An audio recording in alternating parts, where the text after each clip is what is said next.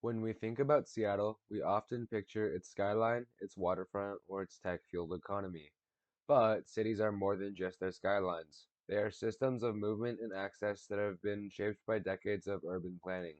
In this video, I want to explore one of the most important transformations happening in Seattle's urban geography today, which is the extension of the light rail from Seattle to Bellevue. In this video, I will be referring to Bellevue as part of Seattle mainly because the two cities are so interconnected that it makes sense to include them in the same metro area. This Eastlink extension that links Seattle, Bellevue, and Mercer Island changes Seattle's urban landscape because it challenges Seattle's car-dominated past, expands equitable mobility in the present, and positions the region for a more just and sustainable future. This video will draw on urban humanities principles which have been described as a practice of interpreting and intervening in cities through a more human lens. In that spirit, I want to show how the light rail reflects the broader themes that we studied in this class, such as the right to mobility and social reproduction. Let's begin with how the light rail reshapes our understanding of Seattle's current urban form. The region's transportation network has long been dominated by cars. We see highways, lots of traffic, and long commutes. Anyone who has ever traveled across I-90 or even the 520 during peak hours has felt the pressure of the system, which brings congestion, unpredictability, and long waits in your car. But the light rail challenges this. Sound Transit estimates that the Eastlink will serve over 50,000 riders every single day, providing predictable, traffic-free mobility. This shift reflects what urban geographers call the right to mobility, which is the idea that moving through a city should not depend on owning a car or living near a highway.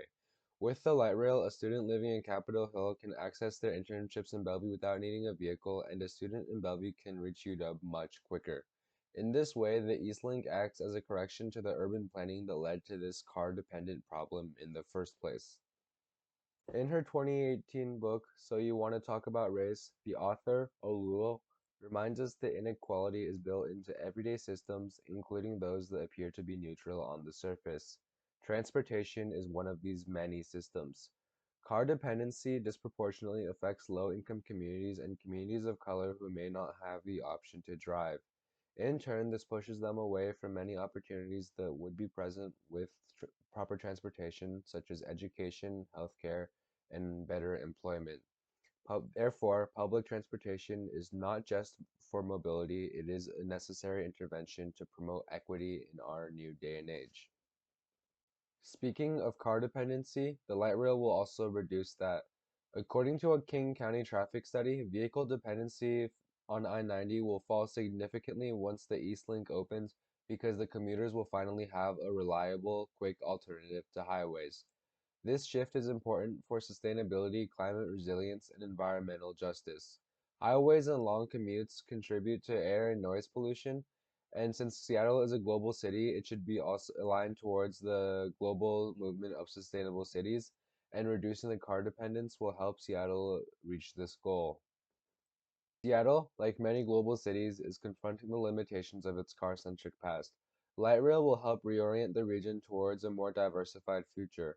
There will be fewer vehicles on the road, lower emissions, safer streets, and more walkable and dense neighborhoods. In other words, this infrastructure is part of how Seattle is adapting to global challenges while imagining new urban futures. In addition to increasing equitable mobility and reducing car dependence, the light rail will bring a third economic and spatial benefit, which is transit-oriented development, or TOD for short. Transit-oriented development is any sort of development that is planned along a new transit route and that will benefit the surrounding area.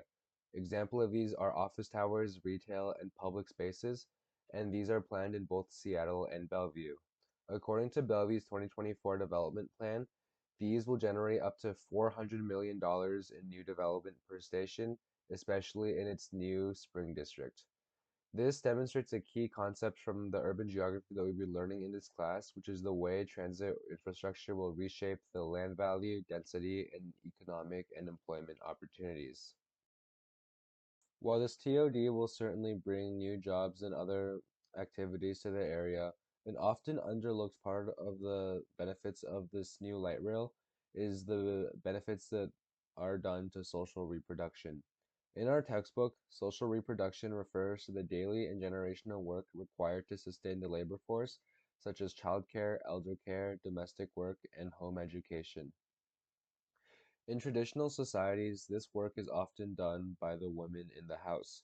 However, in highly advanced economies such as Seattle's, often both the men and the women in the household are working.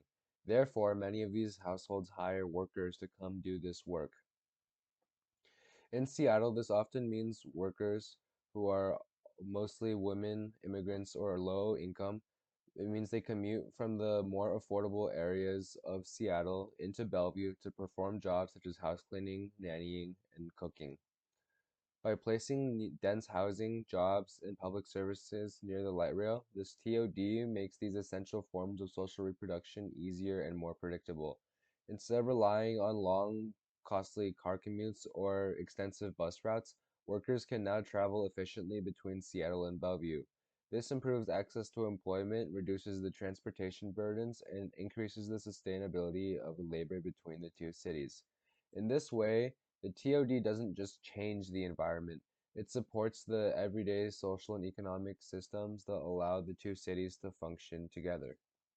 In conclusion, the light rail is more than just a train line. It is a necessary upgrade to the Seattle Metro's urban geography that challenges car dependence, increases equitable mobility, and creates new development.